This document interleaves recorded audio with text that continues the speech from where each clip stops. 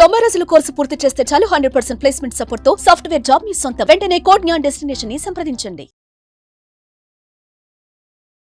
నమస్కారం అలగిరి రవీంద్రనాథ్ గారు. నమస్తే అండి సిరి గారు. వరంగల్ క్యూర్వెల్ హాస్పిటల్లో జరిగిన సంఘటన ఏదైతే ఉందో, మరోసారి ఠాగూర్ సినిమాలో ఏదైతే సంఘటన జరిగిందో, చనిపోయిన తర్వాత కూడా ట్రీట్మెంట్ చేస్తున్నట్టు ఎలా అయితే నటించారో, ఇక్కడ వరంగల్ హాస్పిటల్లో కూడా అదే జరిగింది అని చెప్తూ ఉన్నారు.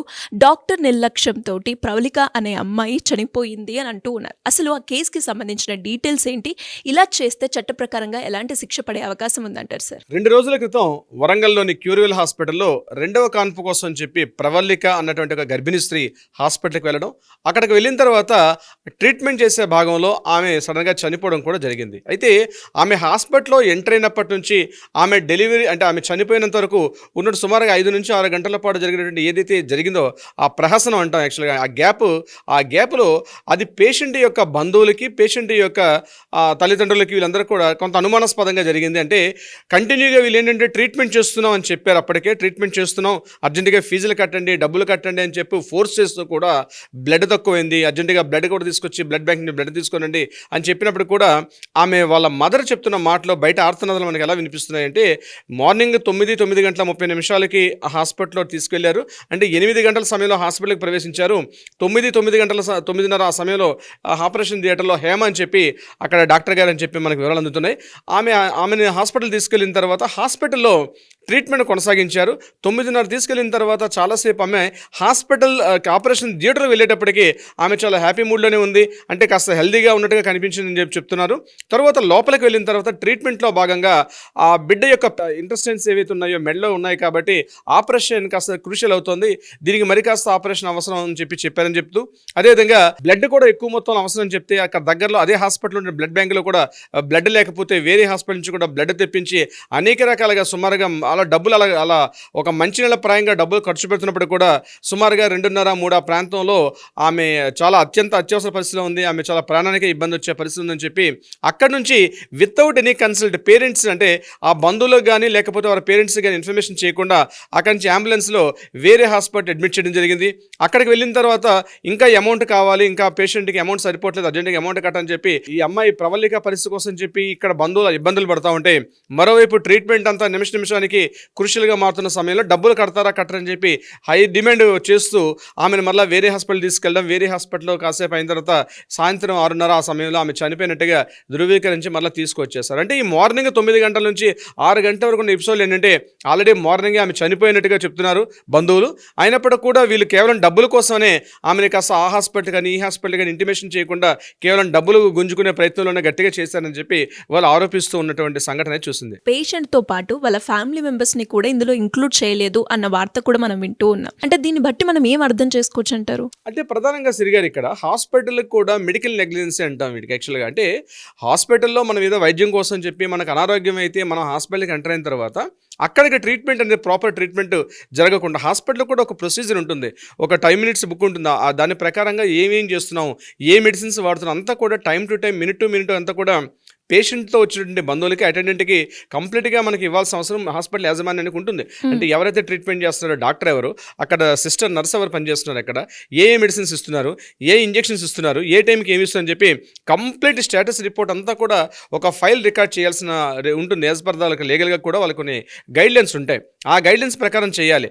అంటే పేషెంట్ యొక్క ఏ స్థితిలో చనిపోయారో తెలియదు, చాలా హాస్పిటల్లో జరుగుతుంటాయి. కానీ నెగ్లిజెన్సీ అనేటువంటి నిర్లక్ష్యం అన్నటువంటి ఒక విధానం ద్వారా ఇటువంటి జరిగినప్పుడు మాత్రం ఖచ్చితంగా యాజ్ ఏ ఒక కన్జ్యూమర్గా పరిగణిస్తారు. ఇక్కడ పేషెంట్ యొక్క బంధువులు అంటే పేషెంట్ని కన్జ్యూమర్ ప్రొటెక్షన్ యాక్ట్ కిందకు వస్తారు. 2019 కన్జ్యూమర్ ఒక వినియోగదారుని కిందకు వస్తారు కాబట్టి అతనికి సర్వ హక్కులు కూడా ఉంటాయి. గుర్తుపెట్టుకోవాల్సిన అవసరం ఏంటంటే, ఎప్పుడైనా మనం హాస్పిటల్కి వెళ్ళేటప్పుడు కేవలం మన ఆరోగ్యం బాగాలేదనో లేకపోతే ఆపరేషన్ కానీ ఇతరత్ర ఏదైనా హాస్పిటల్కి వెళ్ళేటప్పుడు తప్పనిసరిగా తెలుసుకోవాల్సిన రూల్స్ ఏంటంటే, డాక్టర్ రాసి ఇచ్చిన ప్రిస్క్రిప్షన్ అనేది ఖచ్చితంగా మనం పెట్టుకోవాలి.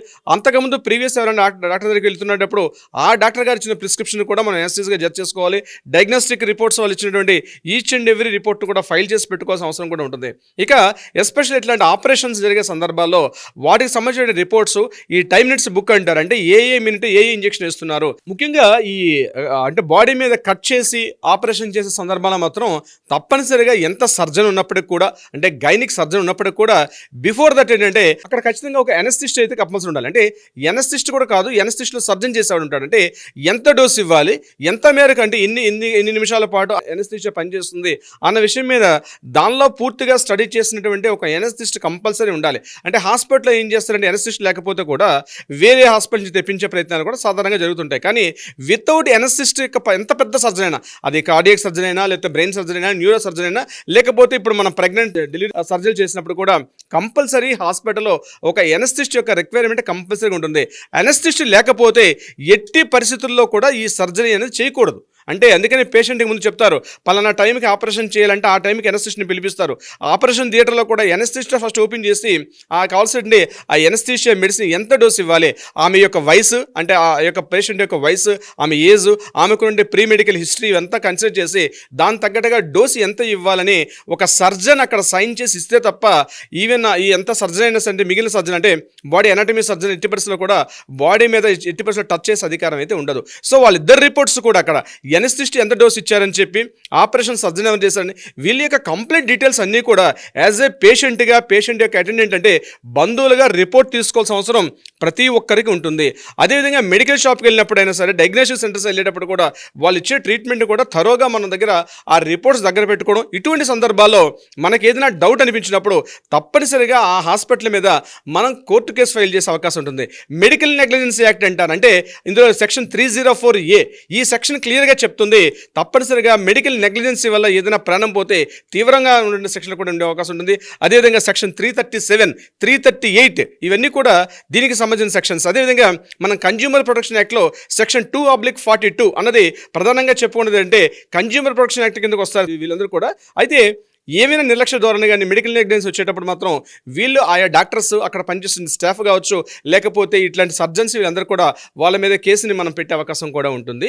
ఇదే కాకుండా ప్రధానంగా ఈ కేసు ఫైల్ చేసేటప్పుడు మనం ఎన్ని గంటలకి హాస్పిటల్ ఎంటర్ అవుతున్నాం, అక్కడ CCTV ఫుటేజెస్, డాక్టర్ గారు ఇచ్చిన ప్రిస్క్రిప్షన్స్, డయాగ్నోస్టిక్ సెంటర్స్, ఆ పేషెంట్కి ప్రీవియస్ మెడికల్ హిస్టరీ ఉన్నటువంటి వేరే ఇతర డాక్టర్లతో ఏమైనా ప్రిస్క్రిప్షన్ ఉంటే అవి కూడా అలాంగ్ విత్ ఈ ప్రిస్క్రిప్షన్తో పాటు యాడ్ చేస్తూ అప్పుడు కన్సల్ట్ ఒక లాయర్ని కానీ మనం అప్రోచ్ అయ్యి కోర్టు ద్వారా మనం వెళ్ళగలిగితే తప్పనిసరిగా సెక్షన్ 2019 CP యాక్ట్ అంటాం, అంటే కన్జ్యూమర్ ప్రొటెక్షన్ యాక్ట్ అంటాం, దాని ద్వారా సత్వరమైన న్యాయం అందే అవకాశాలు కూడా ఉంటాయి. ఏదేమైనప్పుడు ఇంకా తీవ్రంగా ఉంటే తప్పనిసరిగా, అంటే ఇటువంటి సందర్భాల్లో, అంటే మెడికల్ హాస్పిటల్స్ వాళ్ళు ఇట్లాంటి చనిపోయిన సందర్భాలు, అంటే పేషెంట్కి నిర్లక్ష్యం వల్ల పేషెంట్ చనిపోయినా, లేదా పేషెంట్ ఆ హాస్పిటల్లో ఎక్కువ మొత్తంలో భారీగా ఫీజు వసూలు చేస్తున్నాం, అంటే MRP రేట్ల కన్నా, లేకపోతే అక్కడ ఉండాల్సినటువంటి ట్యాక్సెస్ వీటికన్నా అధిక మొత్తంలో కానీ ఎక్కువగా వసూలు చేసినట్లయితే మాత్రం తప్పనిసరిగా వాళ్ళ మీద మనం చర్యలు తీసుకునే అవకాశం ఉంటుంది.